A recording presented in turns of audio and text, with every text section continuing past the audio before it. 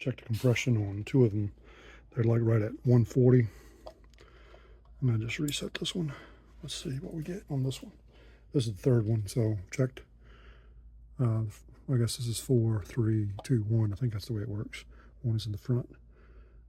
Figured I'd do 1 last because that was the suspect from what the guy was telling me. So I've gotten 140 out of these first 2 that I've checked, and now I'm trying the 3rd one here. See what we get.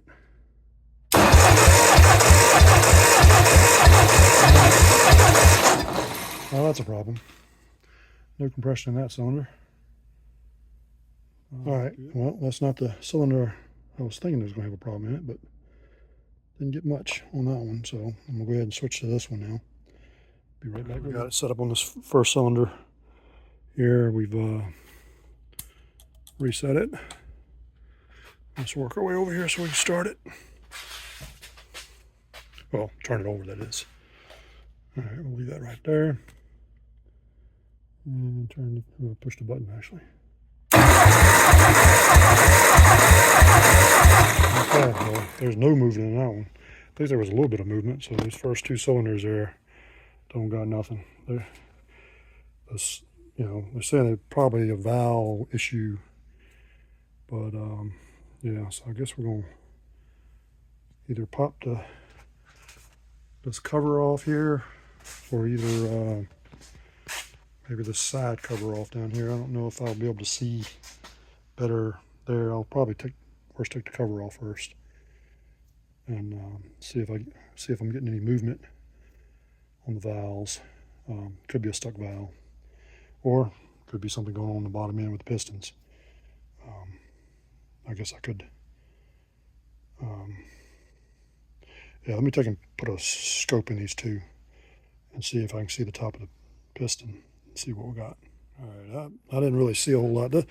This cylinder, the piston's like right at the top of the bore. This one over here is, I don't really see anything. They're all nice and shiny, and it doesn't have any rust in them. Yeah, I don't think this is going to come through real well with the camera. Probably need to get one that hooks to the phone. Can't really, I don't think you can see that. I did see a couple of shiny spots on top of the piston, but I don't know if that was where the valve may have hit it. I don't think that would have been the case, but and then there was a little shiny spot on the wall. It's hard to tell this cheap camera from Harbor Freight. So I'm probably gonna either pull the valve cover or pull the oil pan. Probably gonna pull this guy first to see if I see valves move, if I can see valves moving up and down. And I think this cover down here is where you see the lifters at. I think you can see those in there. I'm not sure. Hopefully maybe it's just 2 stuck valves or something like that. It's one of them open, something easy, but I don't know really how easy that is. But all right, I'm on. I think you just take these 2 bolts, these 2 off, and this cover will come off, and we'll see what we look like. I come out here not intending on working on this, and then I forget to bring the tripod out here. But all I did was take these 2 bolts off. They're 9/16 nuts, or what do you call it, acorn nuts. They come off and leave the studs. I'm not sure this has been off. I did brush it off a little bit. Took the air hose, got some of the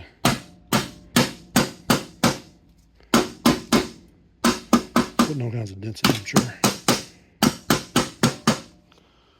See if that loosened it up. If I can pull it off. Yeah, I think the dirt around these are still keeping it in there. And now all this dirt's going to get in the engine. But as if it's something major, I'll be tearing it all down and cleaning it up anyway, so hard to do this with one hand, I guess. I guess this comes off as a washer or something. Yeah. Maybe I need a screwdriver and pry up on those to make them. Yeah, I don't think that's... Oh, yeah, I need 2 hands. All right, let me see if I can get 2 hands on there. Or either take a screwdriver and pop those up. Screwdriver worked, but kind of damaged it. I guess that's some kind of seal that goes on there before the nut goes. I'll try and... Well, it might be just RTV. I don't know, it looks pretty hard. I don't know. Maybe that's what it is in this. Well, that's just a metal washer there. There's some kind of, I don't know, that might be just RTV hardened. All right, let me get this off and then try and pull it off. Yeah, I mean, I got this one off, but I think that might just be hardened RTV, but then again, it might be a rubber seal, but I'm not going to try and break it up to see what it is, but I'm gonna lay these up here so I don't lose them. All right, let's see. There we go. These things they put under the gas tank's gonna make it a little harder. All right, it's nice and crusty under there. I see that. Well, 2 hands would make this better.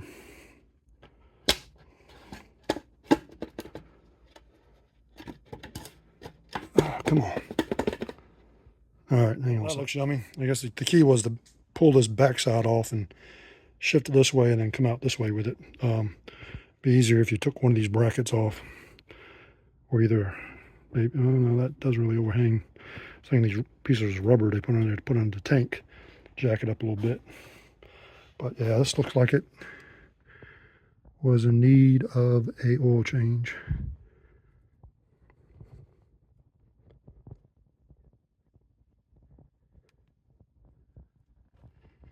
And I guess I could turn it over now and see if I get any movement out of the valves. Let's do that.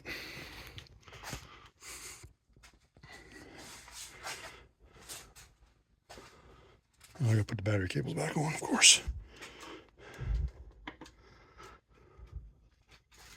And putting that wrench right above the battery is probably not a good idea.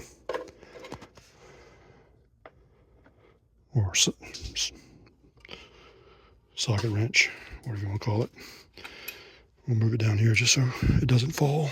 All right. Hope they're on there good enough to. All right, let's see if we see any movement when I hit the start button on this. All right,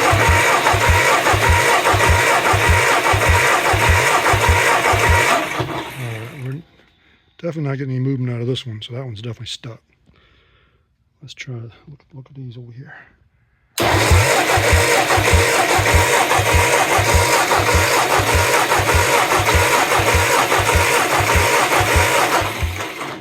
All right, well,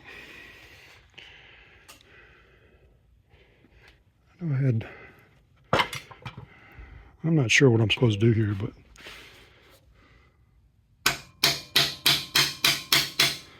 maybe, I don't know.